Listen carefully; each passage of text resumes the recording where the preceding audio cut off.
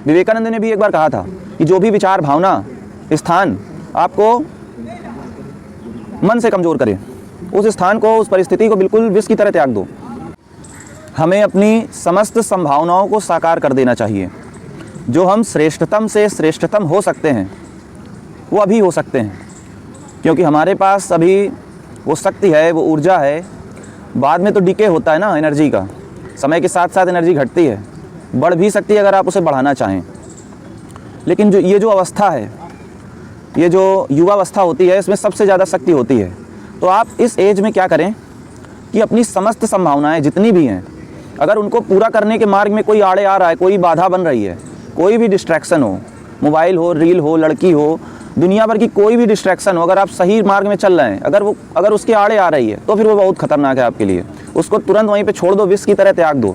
और अगर नहीं तो उसको भी कोई दिक्कत नहीं है। अगर आप दोनों को बैलेंस कर सकते हैं तो भी कोई दिक्कत नहीं है। लेकिन अगर वो आपके लक्ष्य में, जो आपका केंद्रीय लक्ष्य है, जो आपका डायरेक्ट गोल है, अगर उसमें वो चीज़ दिक्कत कर रही है तो आप उसे त्याग देना चाहिए। विवेकानंद ने भी एक बार कहा था कि जो भी विचार, भावना, स्थान आपको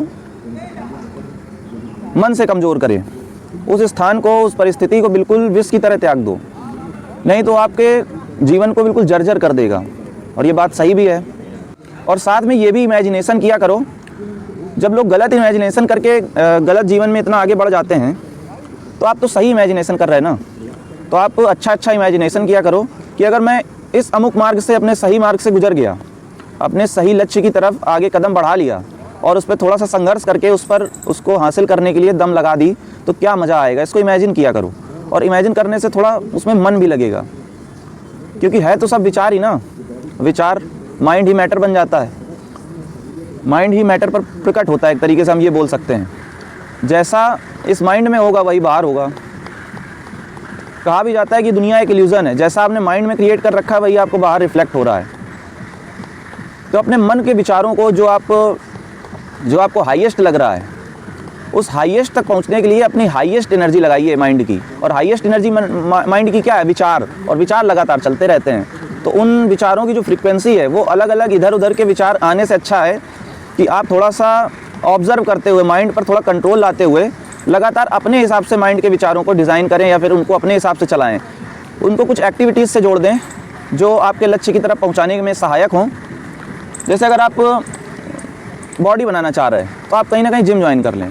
अगर आप कोई ना कोई श्लोक्स वगैरह सीखना चाह रहे हैं, या फिर भगवत गीता वगैरह सीखना चाह रहे हैं, तो कहीं ना कहीं ज्वाइन हो जाइए। भले ही आप स्वयं से सीख लें, लेकिन ज्वाइन होना बहुत ज़रूरी है। तो अपने आप को सही बंधन में फंसा लीजिए, यही वास्तव में सत्य है, यही मुक्ति है। Thanks for watching, all the best. Video को शेयर करें, लाइक करें और सब्सक्राइब करें। Thanks for watching.